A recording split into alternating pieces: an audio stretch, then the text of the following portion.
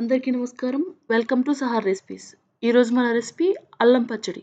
ఈ అల్లం పచ్చడిని ఏ టిఫిన్స్‌తో అన్నా తీసుకోవచ్చు.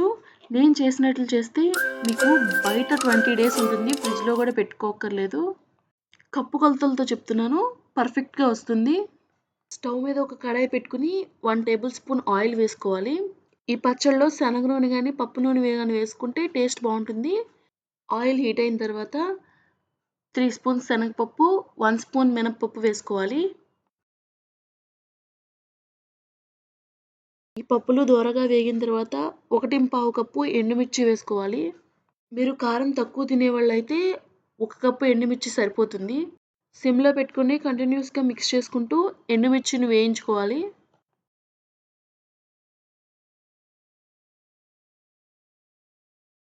ఎండుమిర్చి వేగిన తర్వాత 1/2 కప్పు అల్లం ముక్కలు వేసుకోవాలి.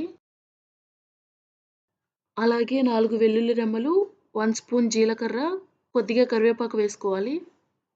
ఒకసారి మిక్స్ చేసుకొని సిమ్‌లో ఒక 5 మినిట్స్ ఫ్రై చేసుకోవాలి. అల్లాన్ని చిన్న చిన్న ముక్కలుగా కట్ చేసుకొని వేసుకోండి. మిక్సీ వేసేటప్పుడు ఈజీగా నలిగిపోతాయి. ఇవన్నీ చక్కగా వేగిపోయిన తర్వాత స్టవ్ ఆఫ్ చేసుకొని కంప్లీట్‌గా చల్లారనివ్వాలి.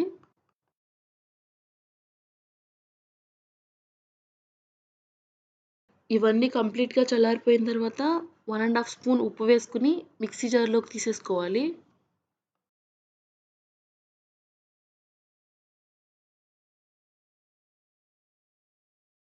అదే కడాయిలో 3/4 కప్పు చిక్కగా ఉన్న చింతపండు గుజ్జుని తీసుకోండి. చింతపండు గుజ్జుని 2 మినిట్స్ మీడియం ఫ్లేమ్‌లో కుక్ చేసుకున్న తర్వాత 1/2 కప్ బెల్లం వేసుకోవాలి. కొద్దిగా పసుపు వేసుకొని బెల్లం మొత్తం కంప్లీట్‌గా కరిగేంత వరకు మరిగించుకోవాలి. ఇలా బెల్లాన్ని ముందుగా కరిగించడం వల్ల పచ్చడి నిల్వ ఉంటుంది. అలాగే మిక్సీ ఏసేటప్పుడు మిక్సీకి అడ్డుపడకుండా ఈజీగా నలిగిపోతుంది. ఈ బెల్లం చింతపండుని కూడా కంప్లీట్‌గా చల్లారనివ్వాలి. ఇప్పుడు మనం పోపు వేసుకుందాం. స్టవ్ మీద ఒక పోపు గిన్నె పెట్టుకొని 1 టేబుల్ స్పూన్ ఆయిల్ వేసుకోవాలి. ఆయిల్ హీట్ అయిన తర్వాత 2 వెల్లుల్లి రెమ్మలు, 1/2 స్పూన్ పచ్చిశనగపప్పు, 1/2 స్పూన్ మినపప్పు, 1/2 స్పూన్ ఆవాలు, 1/2 స్పూన్ జీలకర్ర, కొద్దిగా కరివేపాకు, ఇంగువ వేసుకోవాలి. మనం ముందుగా మిక్సీ జార్‌లో తీసి పెట్టుకున్న ఎండుమిర్చి, అల్లం వీటిలో కొన్ని మెంతులు వేసుకోవాలి. వీటిని మెత్తగా మిక్సీ పట్టుకోవాలి. మెంతులు కొన్నే వేసుకోండి. ఎక్కువగా వేసుకుంటే పచ్చడి చేదొస్తుంది.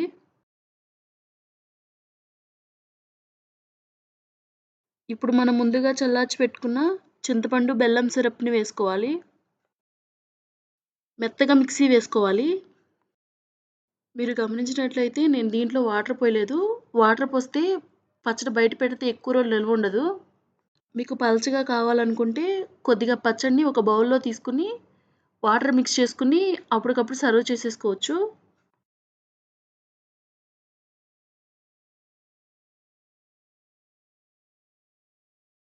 ఇప్పుడు ఈ పచ్చడి మొత్తాన్ని మిక్సీ జార్‌లో నుంచి ఒక బౌల్‌లోకి తీసేసుకోవాలి. మనం ముందుగా వేసి పెట్టుకున్న పోపుని ఈ పచ్చడిలో వేసుకొని మిక్స్ చేసేసుకుంటే అల్లం పచ్చడి రెడీ అవుతుంది. మీరు దోసలు వేసుకుంటే ఈ అల్లం పచ్చడిని దోసల మీద కూడా అప్లై చేసుకొని కూడా తినొచ్చు. అలా కూడా బావుంటుంది. తప్పకుండా ట్రై చేసి మీకెలా వచ్చిందో కామెంట్ చేయండి. అలాగే మా సహార్ రెసిపీస్ ఛానల్‌ని సబ్స్క్రైబ్ చేసుకోండి.